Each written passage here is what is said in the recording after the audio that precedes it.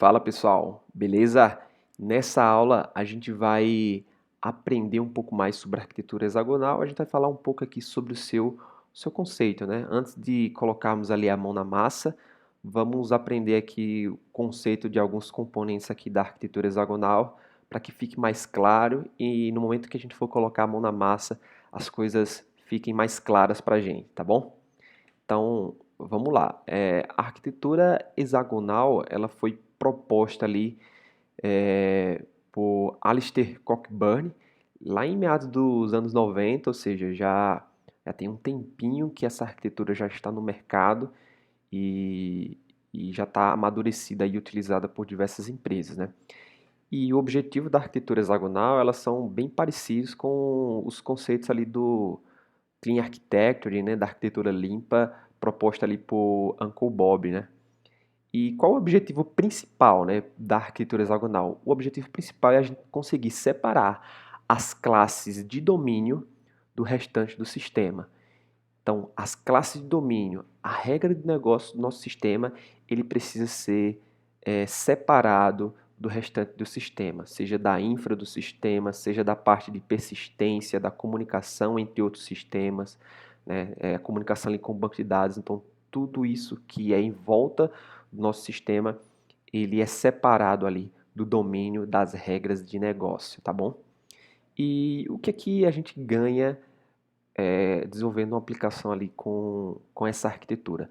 A gente tem uma reusabilidade de código, a gente tem uma alta coesão, a gente tem aqui um baixo acoplamento, né? Como eu mencionei aqui anteriormente, como a nossa regra de negócio ela está separada da persistência, está separada de uma comunicação externa ou comunicação entre outros sistemas, a gente tem aqui um baixo acoplamento.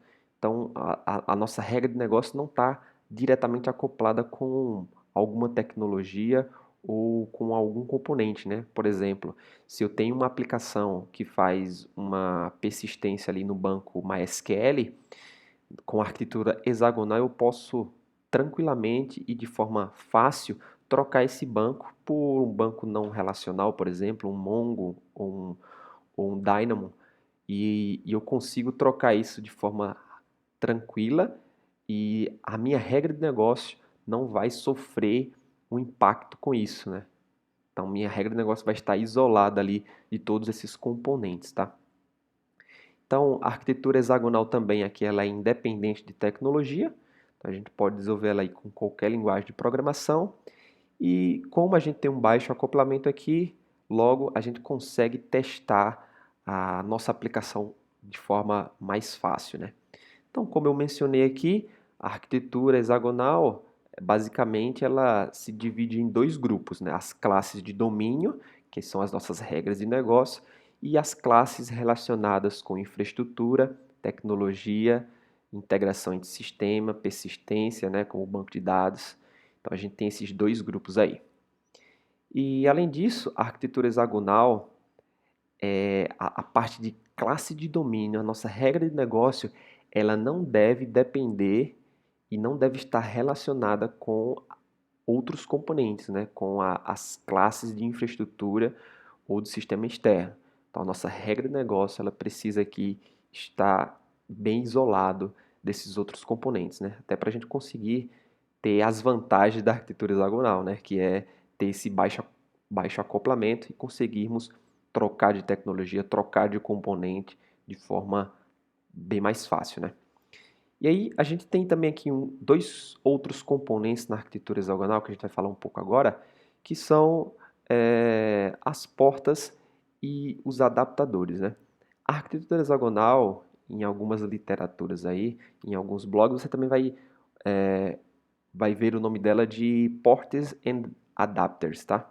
Então, arquitetura hexagonal e portas e adaptadores são a mesma coisa. E aí aqui na arquitetura hexagonal a gente tem as portas. O que são as portas, né? As portas elas são uma interface que é utilizada para a comunicação entre as nossas classes de domínio e outro componente da nossa aplicação, né? Tentando mostrar aqui um pouco mais de forma visual, nesse desenho a gente tem aqui dentro desse nosso hexágono o nosso core, as nossas classes de domínio, nossa regra de negócio, que está aqui, ó, user case, entity e user case novamente.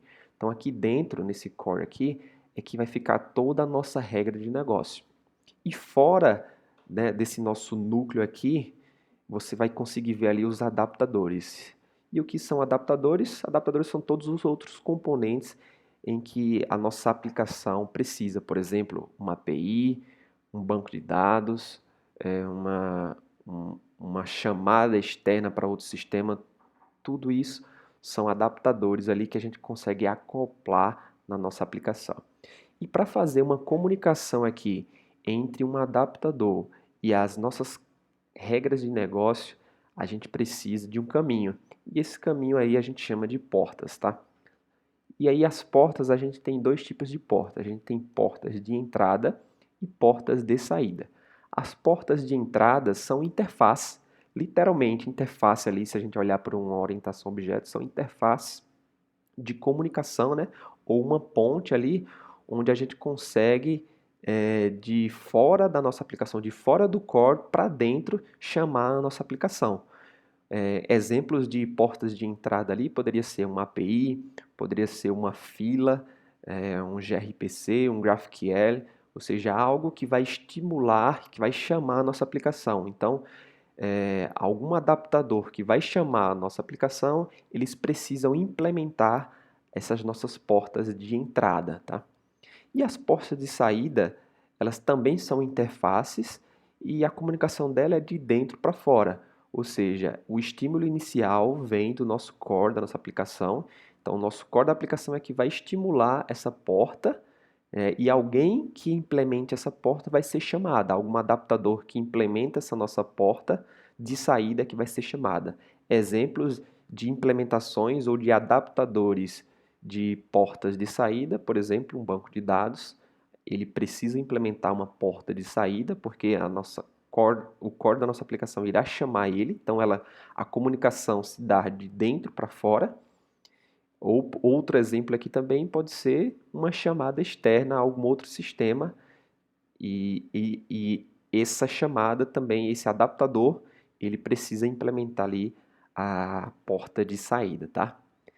Então, a gente conseguiu ver aqui de forma rápida e bem clara esses nossos componentes e a gente consegue dar uma visão geral, né? Então, a gente tem aqui as nossas classes de domínio, as nossas classes de regra de negócio que estão aqui dentro do nosso núcleo, né? E temos as nossas portas que fazem pontes para o mundo externo, né? Para os componentes da nossa aplicação. E esses componentes a gente dá o nome de adaptadores e esses adaptadores eles podem ser diversos, né? Podem ser adaptadores aqui, uma API, pode ser um banco de dados, pode ser uma chamada a outro sistema. Então a gente tem diversos adaptadores. E a grande vantagem aqui da arquitetura hexagonal é que a gente tem tudo isso de forma isolada e independente. O nosso core ele é isolado, é independente, está seguro. Se por algum motivo a gente precise trocar um adaptador, a nossa regra de negócio ela vai ficar intacta, ela não vai sofrer nenhuma alteração, tá bom? Então, esses foram os conceitos aqui da arquitetura hexagonal. Na próxima aula a gente vai ver aqui qual aplicação a gente vai criar, a gente vai entender aqui um pouco dos seus componentes, né? E a gente vai colocar ali a mão na massa, construindo aí uma API totalmente desenvolvida como arquitetura hexagonal. Tá bom? Forte abraço e até mais.